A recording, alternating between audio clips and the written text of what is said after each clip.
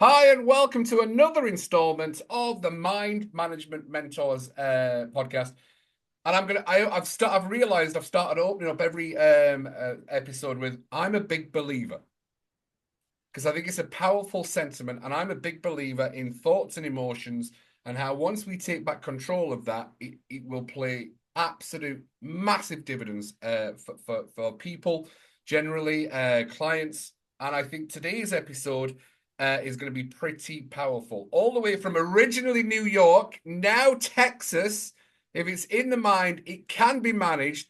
I'm going to introduce Dr. Rita Louise. Rita, can I call you Rita, or is it going to be Dr. Rita? You can go whatever feels good, but as I like to joke around, my good friends call me Dr. Rita. Oh, I like that. I'm going to call you Dr. Rita. I feel very blessed to have you on. Look, I'm going to let you open up, introduce yourself, and say hi to everyone. Hi, everyone. I'm Dr. Rita Louise. I work as a medical intuitive and health coach. I have a degree as a naturopathic physician and a PhD in natural health counseling.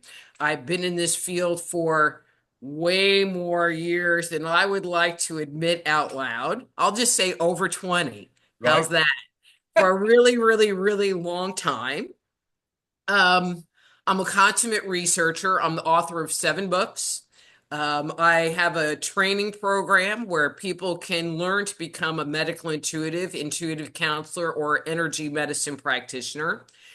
And people tell me, because, if I say that this is what I think, which I don't think, people tell me, so I have to try to own it, that I'm freaking brilliant. And I'm like, okay. It's like, really? No, but why?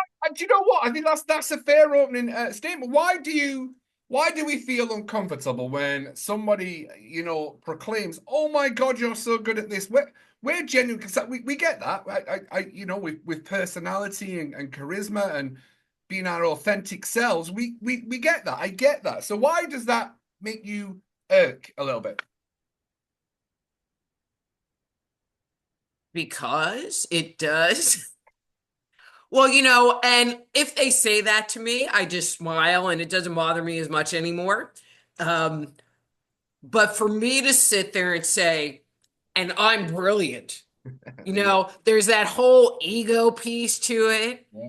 And from inside of me, and I think with a lot of people from the inside of me, I'm just Rita, Oh, and right. I'm like, I just am doing Rita things. And so if Rita things to other people happen to be brilliant, okay. So today we're going to talk about thoughts and emotions and how they affect our health. And I've said this many times. Change your thoughts, change your life. And it's not always that easy to be able to do that if we don't know how, right? If we don't know how, we're not taught that as kids. They can get my book. Dang, it was me all along because literally that is the focus of this book. Yeah. Because I have no shame. You work through your Yeah. shame and you just tell anything. I mean, I was the victim, I'm not sure if that's the correct word, Yeah. of really negative thinking. Yeah. Really negative thinking. And many people don't realize how negative they think Yeah. and how pessimistic they are. But what I found was you can change it. Like my goal when I was writing or researching that book was, what do I need to do to be happy? Because I was tired of not being happy. And what I discovered was I had a lot of negative thinking, and being from New York, I mean, I don't know how it is in the UK, but complaining is like a pastime. And and one of the things I discovered is that I complained a lot. I looked at things through a negative lens, Mhm. but some of my best stories, Cuddy, are me complaining about something.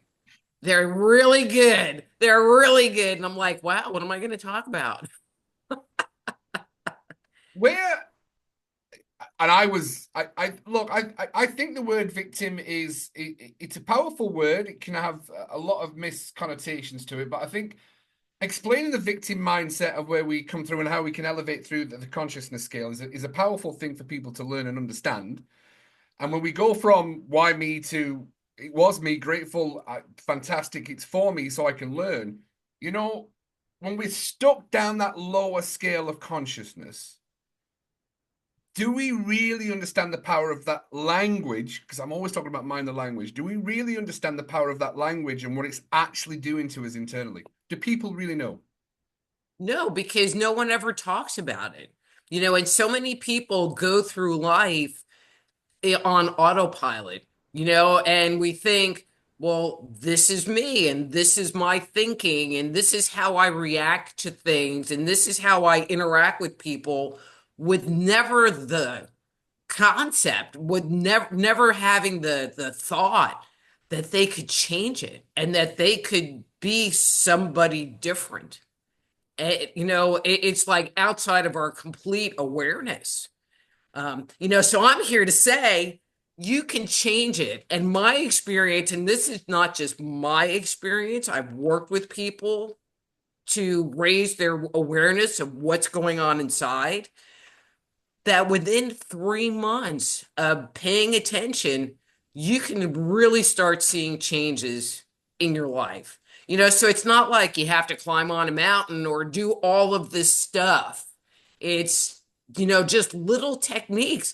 But the biggest part is making that commitment to yourself and saying, this is what I want. And my commitment was, I want to be happy. And if I have to go to you and say, I hate you and I'm not going to be your friend anymore because that was going to make me be happy or make me have inner peace, I was okay with that. Now, I might be white knuckling everything and I maybe would have to have a couple of drinks to be able to do that, but damn it, I was going to do it.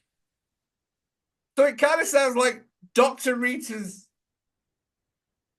awakening was I'm just going to start telling everyone. It's kind of like the reverse of what we should be doing, which is we work on ourselves and not other people. But no, Dr. Rita's just going to go, nah, you,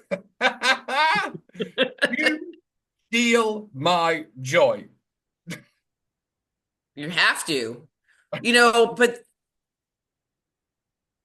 many times we will accept bad behavior from other people, being around people that make us feel bad, and we'll just be like, well, we'll make excuses for them. We'll make excuses for their behavior. We'll make excuses for what we're experiencing, because I don't want to say everybody, but well, everybody, we're sensitive, and so we pick up the vibe from other people, whether it's spoken or unspoken. You go somewhere and there's like this creepy guy over there, and you're like, I'm not going over there because that guy got some creepy mojo going on. It's because you're picking that up. What if that's like your boyfriend or girlfriend that got that creepy mojo? And you're around them every day. It's like, well, do you really want to experience that because they say they love you? I think that's really powerful. So, according to Dr. Rita, not to be confused with Dr. Phil, because that's what popped into my head. I was talking about that.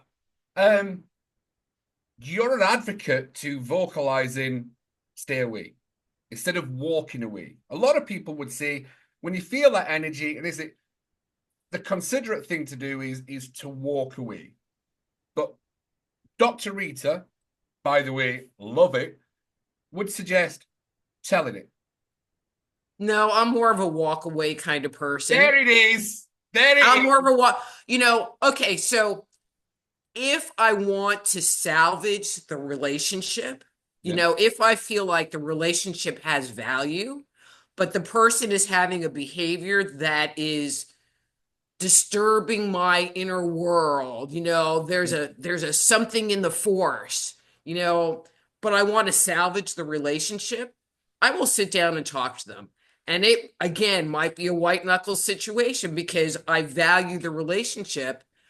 But by having that communication, it gives you the opportunity to see how they respond. And either they're going to respond and you come up with a new understanding, or they're going to blow you off and blame you for everything that's going on. And you can, and then from that point, make the decision, am I going to walk away because you suck and I hate you now and I'm gone.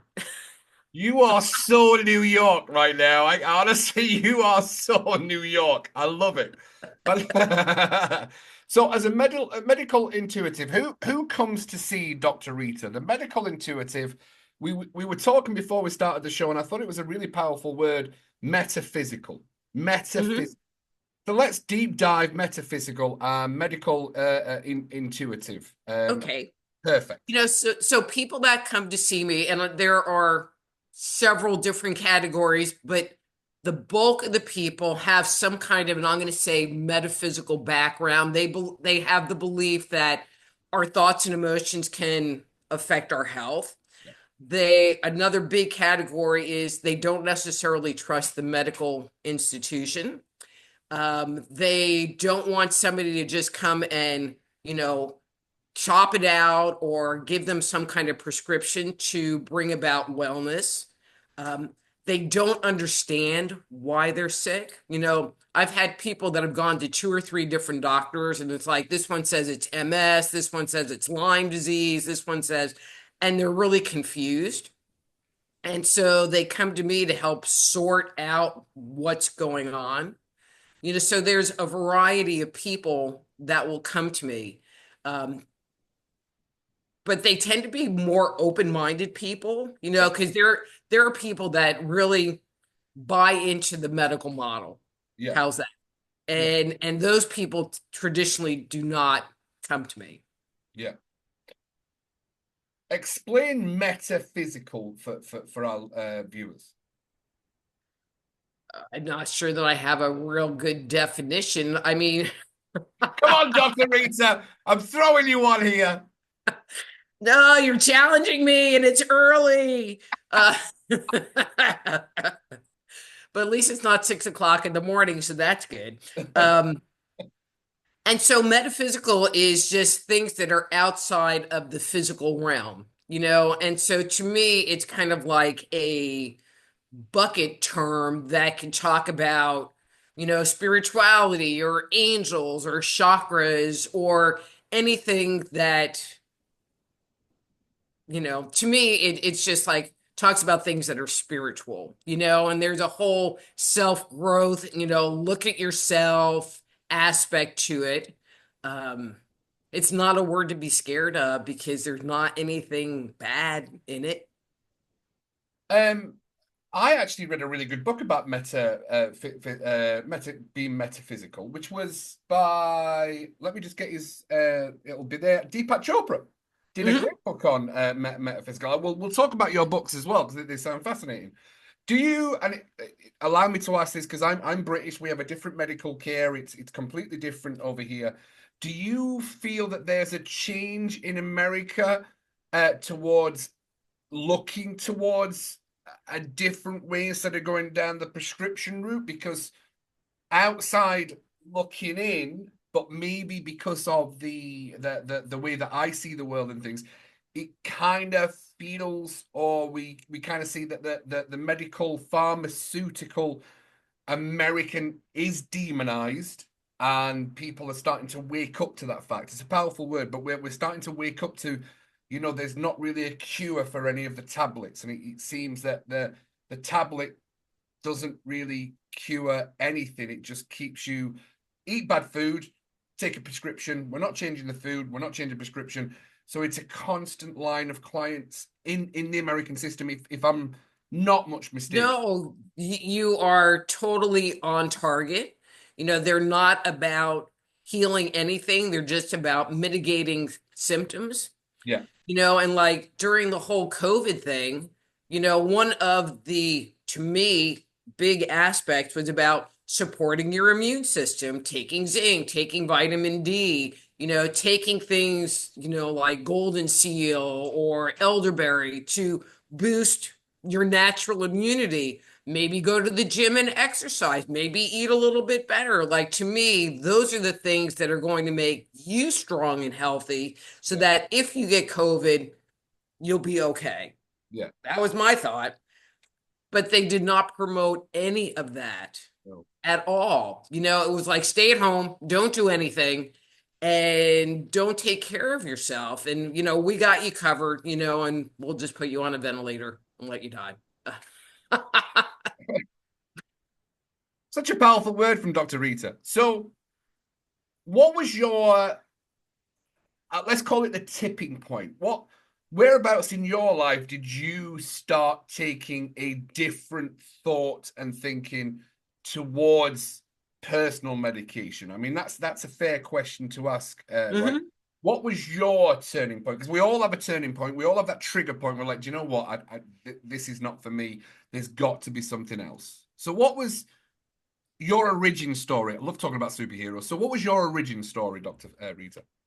So with that, I don't have like any defining moment per se. I mean, I've always been a healthy eater. So my mom was not a good cook, and she would serve us a lot of like prepackaged foods and a lot of carbs, a lot of carbs. And, so I didn't want to be that person. Like, you know, like, so now I'm pretty scrawny. And so, I'm not. and but we always ate. I just always try to eat healthy. And there was, being an intuitive, looking at a prepackaged food and the chemicals in it. I mean, I couldn't put it in my body. I mean, just from an energetic place, I couldn't put it in my body. Yeah. And I remember I was teaching a nutrition class, and I bought my first box of Hamburger Helper. And I bought it so I could use it as a demo piece in my nutrition class I because I don't even wasn't know ever going to eat what is a that. hamburger helper. It's a box of, I'm going to say, chemicals, like beef flavored chemicals, like, so they have one that's like a beefaroni where it's like noodles and this sauce stuff, and you add like your own ground beef because it's Hamburger Helper. And it's dinner. I don't know. I've never eaten it. So it's I like a just powder, can't even like a imagine it. powder, a seasoning. Yeah, kind of like macaroni and cheese. You add your milk and your butter to that powder stuff, and it makes a sauce. Right. Okay. So, but this was more, you would do it with ground beef and usually like a noodle thing with it. Yeah. I don't know. Disgusting to me. But people eat that. And, Pop-Tarts are healthy, part of a good nutritious breakfast. And people don't really recognize that connection. And so I don't know. I mean, I think it's just been a gradual evolution of me just like, I don't want to do that. And and then I went to school to be a naturopath, which is really about alternative health and herbs and supplements and taking care of your body. That just gave me, I'm going to say, more ammunition to work with. Do we, you said alternative health. Do you think it really is alternative health, or do you think it's the original health? It is definitely the original health. Yeah. Like, well, without getting into a long thing, it's like I've been having some sinus stuff go on. Yeah. And so I'm talking to my girlfriend. I'm like, I'm gonna go get my Vicks and like slather myself up with Vicks. And we both laugh because you tell that to somebody nowadays, and they're like, why would you do that? You can go to the doctor and get like some kind of decongestion or, whatever. And I'm like, it's old school. Herbs and supplements are old school. Like some, all right. I can't put a date on this, but in one of my books, which is about ancient, kind of an ancient mystery book, Mhm. it talks about healthcare. And even Neanderthals, they found in their tartar, in the plaque on their teeth, Yeah. like the spores of different plants. Well, in this one individual, he had like some kind of, I forget what issue, physical issue he had going on, but he had like white willow bark, which is for pain relief, pieces in his uh, dental plaque, and he had some other herb that was kind of like an antibiotic kind of herb in his dental plaque that was not found in the remains of the other people that these bones were found with, which suggests, to me, strongly suggests that he was being treated with those herbs. Neanderthal, Yeah. so, you know, Do you you think? just can't make money on herbs. You can't Well, I patent think, them. I You think you can't know make money on them. that I'm sure there's going to be an industry very shortly going, we can make money out of this. It is one of those things, and I know in the UK, and I know myself included, I would say it was probably about around 5 years ago for me. I think I started thinking I don't know if I want to take antibiotics or tablets anymore, only unless I absolutely have to. And you mentioned Vicks, and Vicks for us growing up, that was the thing. Put it on your chest, put it on your pillow, you'll start breathing, you'll start opening up. And we still use Vicks. It's still a powerful name for us in the UK. And I would always, always, always go to Vicks. I love Vicks. I think they're absolutely fantastic. I love Vicks too. It's, And whenever I feel like I'm starting to get sick and I'm starting to get like a little bit of a sinus drainage thing happen, it's like, need my Vicks? And don't get sick. For me to get sick that I'm laying on the sofa is just a rare thing. yeah. So let's talk about your 7 books. Okay. Yes. So give us give us some of the because you mentioned one. I like the Dang one, by the way. We can definitely discuss that. But talk to us about where the inspiration for the books came from, and what's in the books. Okay. So the Dang book is my most recent book. Right? Of The book prior to that, and they kind of go hand in hand. Here, hang on one second, because I Not a have a problem. stack of them all right here. Of course. Ah. So the book just prior to that, and you're going to love this one. It's called The Dysfunctional Dance of the Empath and Narcissist. Oh wow. And if you want, we could do a whole show on that. So I'm just going to put the Oh, we title might out have there. to do a show on that one. To be fair. Oh, Yeah. Dr. Rita, I'm being serious. We might have to do it. Well, no, and I'm game with that. Yeah, And so because of my negative thinking and my own personal self-worth issues and my family history, I was constantly getting in relationships, both personal and romantic, with people that were narcissists. And I ended a relationship and had this, like, I don't want to say light bulb moment, but was in that big transition period and was doing some self-evaluation and looked back at my relationships and came to the realization that pretty much all of them were with narcissists going back to my family of origin, mm, which just set me into the rabbit hole of what do I need to do to fix this? What do I need to do to change me? Because I did not want to be with another narcissist.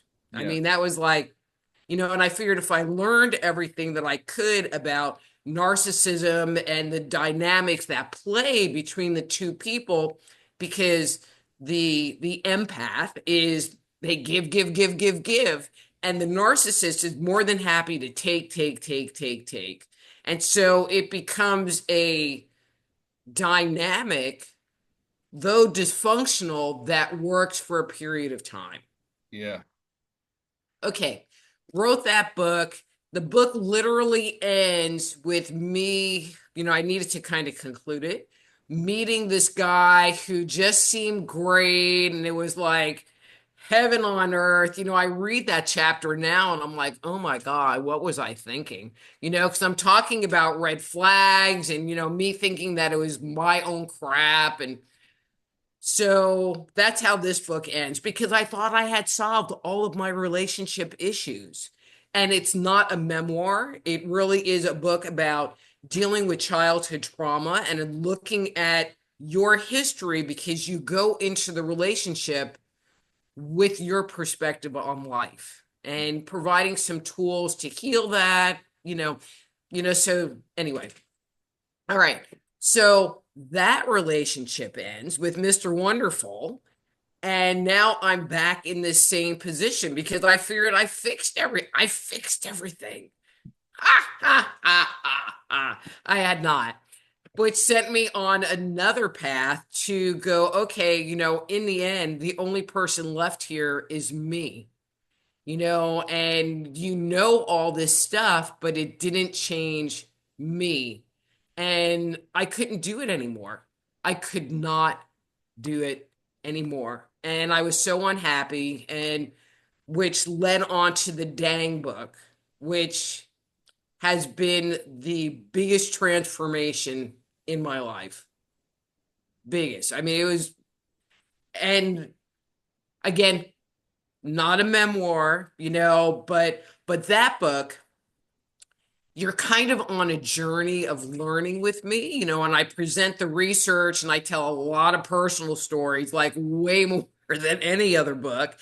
Um, and the reviews that it's gotten have been, it's like having a conversation with a friend because I'm not writing in an author voice.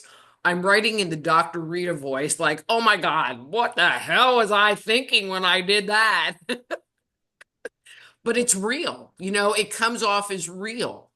Yeah. And I think people really appreciate that and they can relate to it because I'm really talking from, well, here's this information and I tried this and it really didn't work, like affirmations, you know. I mean, I don't know if you ever work with affirmations or you advocate affirmations. Well, I think you make a good point. I do advocate affirmations because I think what we say negatively or positively is an affirmation. So if we keep saying, I'm broken, or what's wrong with me, you are affirming something that becomes part True, of our true, identity, true. it's part of the labels that we create for ourselves. So I think the power of affirmations of I am good enough, I am calm, I am safe, I am well, will start, and it's proven in neuro psychology and neurophysiology, it starts permeating through our DNA, through our neurochemistry, and through our neural pathways. It starts creating the chemicals that bound to new positive chemicals. Okay, so here it was my piece on it. Because intellectually, that totally works for me. But what I found was, as I'm trying to do an affirmation, because I was trying all these tools, it's like, I am a bright and positive person. I don't know, whatever the affirmation was, all it would do would turn on all of my negative thinking. And it would be like, oh, yeah, right. Yeah, that's full of shit. Blah, blah, blah, blah, blah, blah, blah, blah, blah. And so I had to stop. I stopped doing affirmations, but I came up with a different way of addressing the negative thinking. So, and it's in the book. People need to get it. So, well, now from listening to what you're saying there, and I always try and put in a perspective part would be then there's a difference between knowing it, doing it, and then the missing part is believing it. Because the power of belief by which is a powerful book, Dr. Lipton, is there is a biological, the biology of belief will. So if we don't believe it, and if that, I always call it the monkey mind, the negative conversation or ego, whatever you want to call it, if that's not on board and if that doesn't believe the affirmation, it won't work. That's the same for manifestation, the same for law of attraction. It is about doing the work, and you mentioned it yourself. It's the difference. There's so many people, self-helps everywhere, and I meet so many people that know everything about self-help. Then they'll always echo on the back of it, yeah, it just don't work for me. And that's where like, so what's the difference, or what was the difference for you, Rita, Dr. Rita, where you went from knowing it, doing it, but not believing it? Because there's clearly been a change and an interconnect for now I believe it, and that's why the negative thinking changed, and those kind of things. So for me, what I found was that I had a handful of very deep-seated core beliefs that were interfering with my ability to have self-worth. Yes. And so every time I would sit there and go, I'm brilliant, every other aspect of me was calling bull, and so one of the exercises that I share in the book, and this was a pretty big, I mean, there's a lot of very powerful but simple exercises. And this was from Sandra Ray, who is a rebirther lady. Yeah. And one of the things she taught, and it was kind of an affirmation based exercise where she said, you know, if we sit and pay attention to our negative thinking, especially where we beat ourselves up, there are things that will repeat and repeat, and we will say. And so one of the core beliefs that I had was, I don't matter. And it wasn't even I don't matter, it doesn't matter. And I was corrected, and it's like, no, what you're saying is, I don't matter, which was Mm. like, hmm. But that phrase, like you do something really crappy, and I just would shrug and be like, it doesn't matter. And I Mm. would just take it. And so I decided to use that core belief. And so she says, find that core belief, but change it into a positive affirmation. And so I just changed it to, I matter. Oh my God. So you write down I matter, and then you would write down anything that came up, in your thinking. It's like, no, I don't, blah, blah, blah, blah, blah, blah, blah, blah, blah, blah, blah, like all of this negative stuff. And then once that quiets down, you write again, I matter. And the next level would come up. And then the next level would come up. And then it got to like, screw you and the horse you rode in on. I mean, I was starting to get really kind of pissed off because of the deep-seated hurt and pain. And I mean, I'm crying working on this thing and then it kept transitioning to where it ended was I matter. And you know what? I matter. And I can own that. And it was just powerful.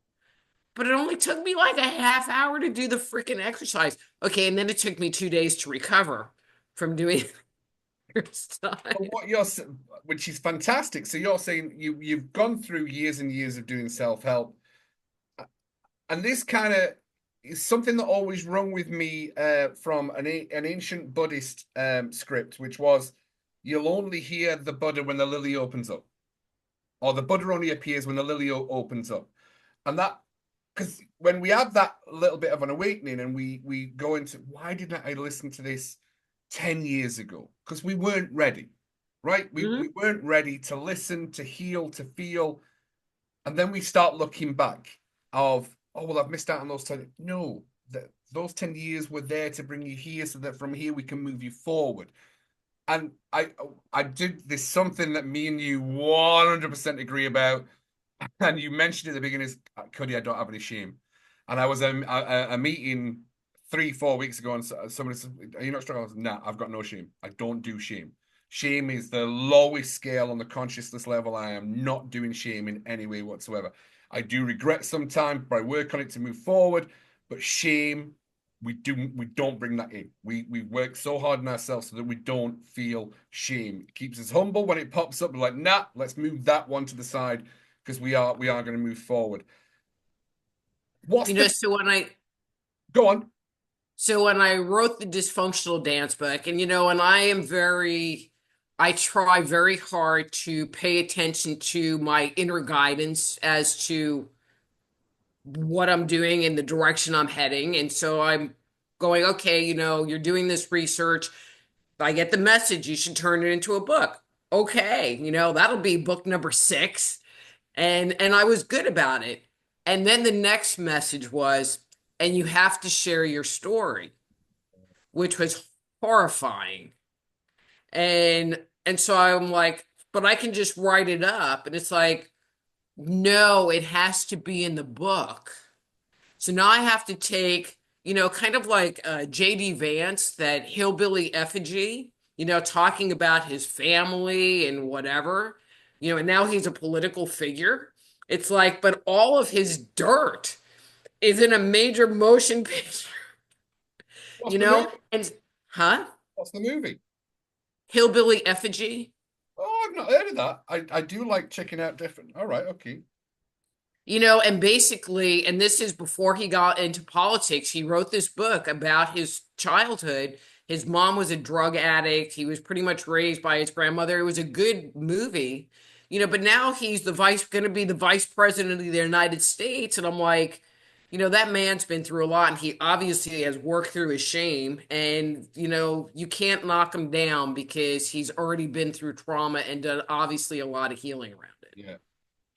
But I found after I wrote, and especially after like owning the fact that it was going to get published in this book, that there was healing in it because I didn't have to hide it anymore. I didn't have to take all of this energy and shove it in a corner and hide it. So now people ask me questions. It's like, yeah, I was an idiot. I don't care. Here I did all this stupid stuff because I've done a lot of stupid stuff, a lot of brilliant stuff, but a lot of brilliantly stupid stuff too. It matters. That's right. So what it sounds like is that the telling of the story is the relinquishing of the power it has over you. So you're relinquishing the shame. You're like, no, I'm going to tell my story. I'm going to let it out into the world, however it is perceived, however it's received. I need to relinquish that story because that's the dark, that's the blame and the shame that we have, and the openness to put it down into a book, which is scary because then you have to put yourself out to judgment, which can then spiral you back into those negative emotions again. It's the relinquishing of the story. Do you still tell the story in the same way now when it's internally or when you're talking to people, or is it this is what happened and this is where it was? Because once we keep repeating a story internally, it becomes who we are, right?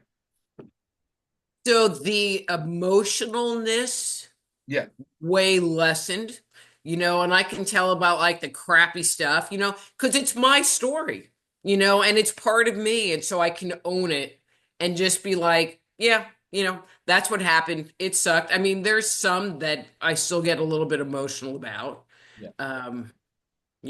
but and I'm going to circle back because I'm going to share a little piece of my story I was going to come that, straight into that next, to be fair.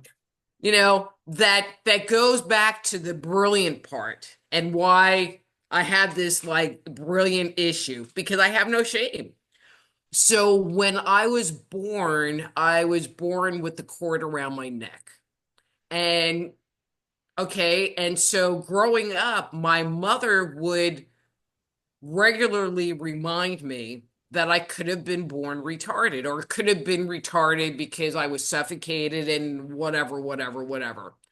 And so literally, I mean, literally, I grew up thinking that there was something wrong with me and that I had some kind of potential mental deficit. And, how do you know that you're mentally challenged if you're mentally challenged? How do you know from an inside perspective? Hmm. And so there was always this part of me going, is there something wrong with me? Is there something wrong with me? Affirmation. Am I mentally challenged? And so, to have people sit there and go, you're brilliant. It's like, okay, guess I'm not retarded. So understanding the power of the internal and moving away from traditional medicine and working with the pharmaceutical kind of background. What drives you to get the message out there, Dr. Rita, for you and who you are? What generally drives you now? Hmm, Well, that's a good question. Dr. Rita went that's a good quiet. question. You know, and it's going to be like a totally lame answer. I love doing podcasts. I Mm. love speaking at workshops. And people are like, well, you should teach classes. Brr, don't want to teach classes. I kind of like a one and done kind of thing. And and I just enjoy that, and I'm a very passionate person. So when I write these books, it's not a survey, like this guy did this, and it really is a deep dive, and I'm very passionate about the topics. And so, it just lets me share that passion with other people. Perfect. And out of the 7 books, we know that your new one is your baby. What was your first book? So my first book, and I do not have a copy of it here, was called The Power Within, a psychic healing primer. Oh, And so it is a book to help people develop their intuition using energy medicine as the vehicle. right. And when you say energy medicine, what do you mean? Hands-on healing, Okay. so like Reiki type techniques. Yeah. And what was your second book? So my second book was Avoiding the Cosmic 2x4. And Oh, so this talks about how our thoughts and emotions affect our health, which we were going to talk about, which we didn't get to, but it looks at it from a very metaphysical perspective, talking about the aura and the chakras and how energy moves from the world around us to inside of us, and how our thoughts and emotions impact the ability of our chakras to work. And once they become congested enough, then we start experiencing physical disease. My dad tried reading it and it was over his head. But if you have a basic understanding of the chakras and energy movement, and it really doesn't have to be a deep understanding, it will make sense to you. So I would say it's like a junior high book and not like an elementary school book. yeah. But it's jam-packed with information, jam-packed, because that's how all my books are. Okay, next book, because I like a lot of things, and you're going to be like, okay, you're all over. Dark Angels, an insider's guide to ghost spirits and attached entities. Yeah. So, and that was a fun book. There's a whole story with that. But then I went on a whole big tangent because as a child, I wanted to be an archaeologist. So I've had two loves in life. One was to be an archaeologist, that was my first, and my second was to be a psychic. And like the amazing Kreskin just died, and that was kind of hard to take because he was my guy. He was my guy. Do you not feel that you have become an archaeologist because you are digging up your past? True, but no, but then I moved into ancient mysteries, and I have man-made. Okay, so this is available under a different title on Amazon, but this is the copy I keep here because you can get this version, which has a way better cover and spelling mistakes on my website. No shame.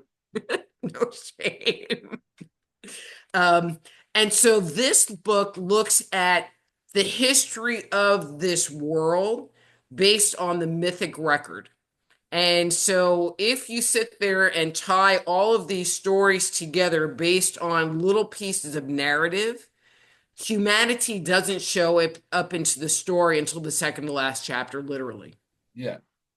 You know, and one of the things that drives me to write these books is I love solving puzzles. And so this question will come up and it's like, that's an interesting question. Let me kind of dig into that, and then I dig and dig. And so when I was writing that book, there was a whole other piece. So this was telling the history of the world based on the mythic record, because I believe there's a global narrative. And if you pick up enough myths from around the world, you can actually piece together a pretty cogent story of our history.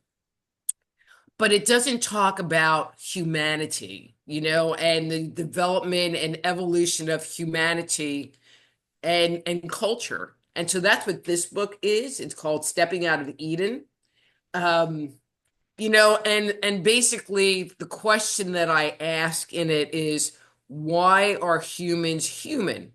Because if I'm a Trekkie, and so like humans are human and Klingons are Klingons and Romulans are Romulans and Ferengi are Ferengi, and you can tell based on their character and their belief system, like you would never mistake a Klingon for a human just based on their whole, it's a good day to die kind of mentality.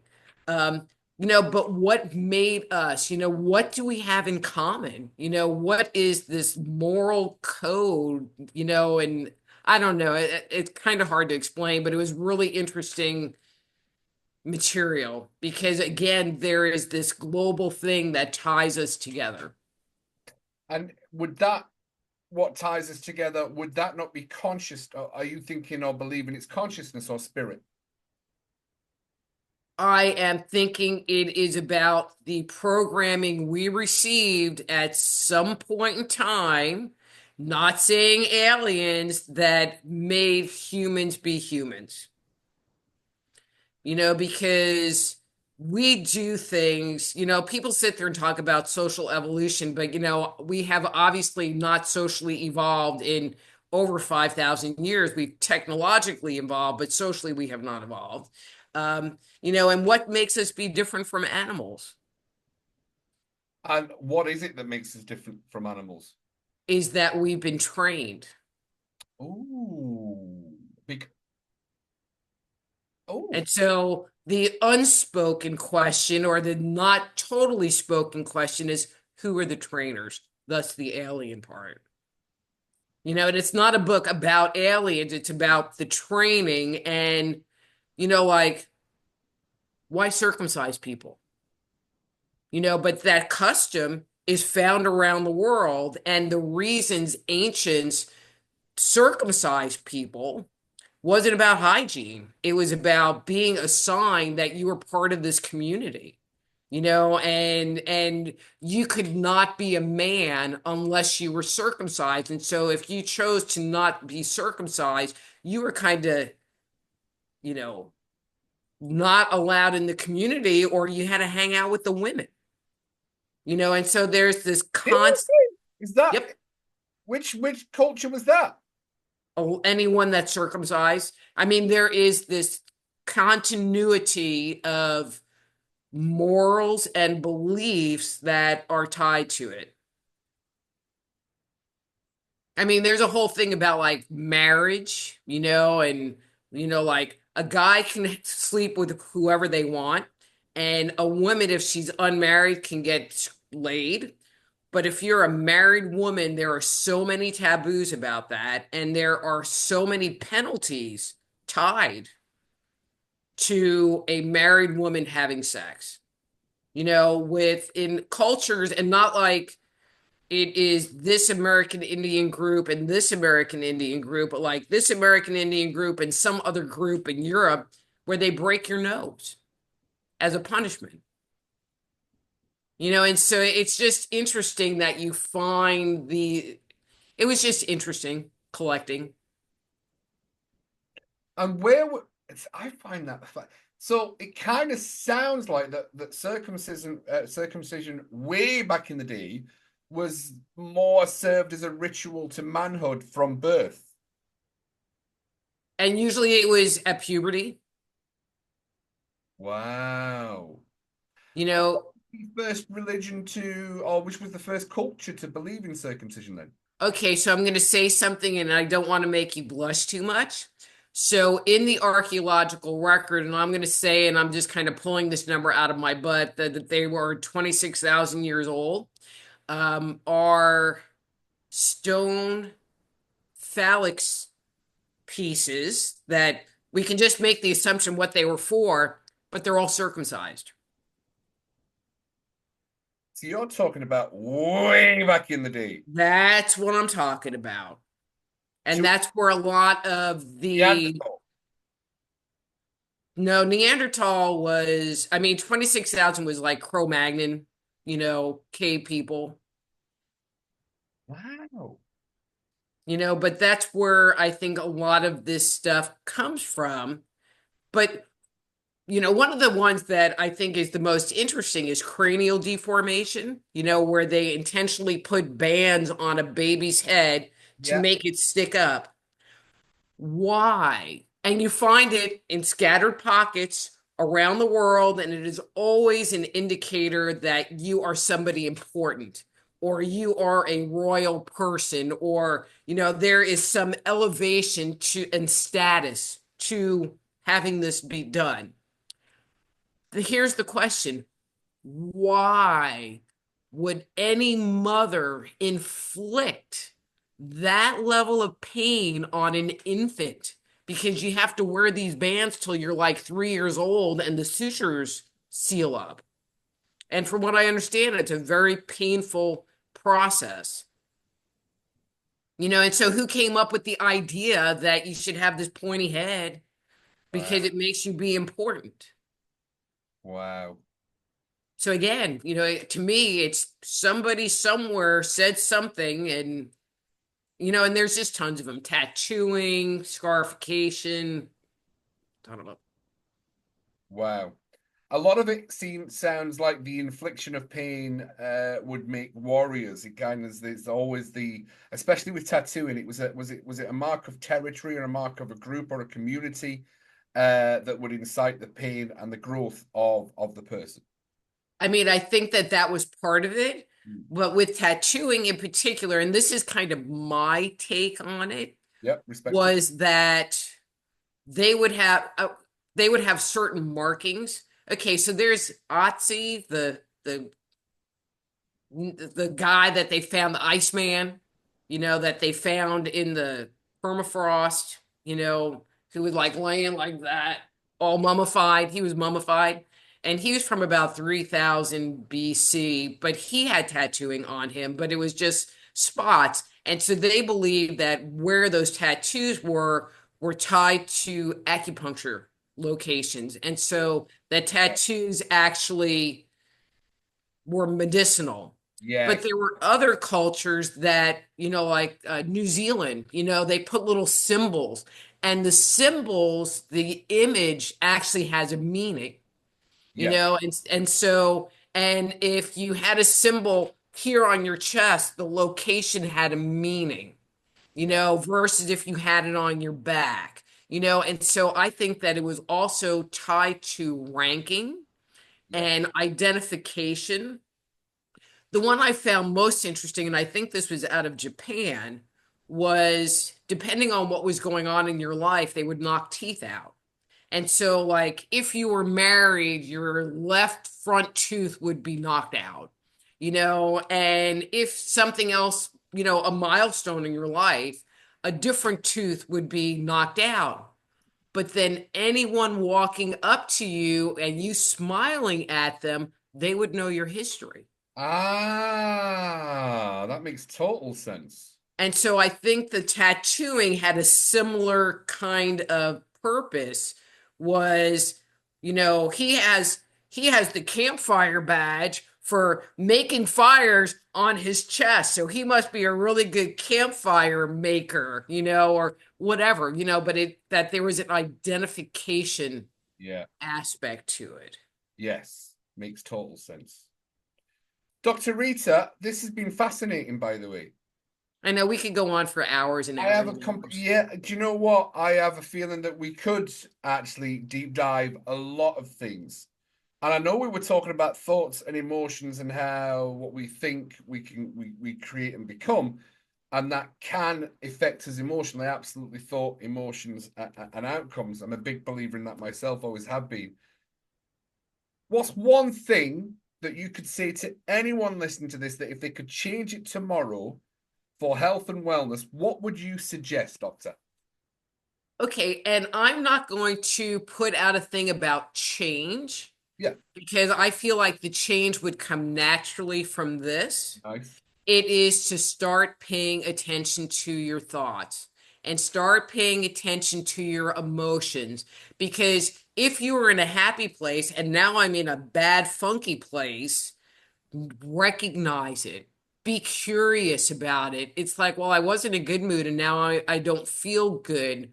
What was that? Because if you find that the same situation is repeatedly creating bad thoughts or bad emotions, then maybe you need to stop and change it.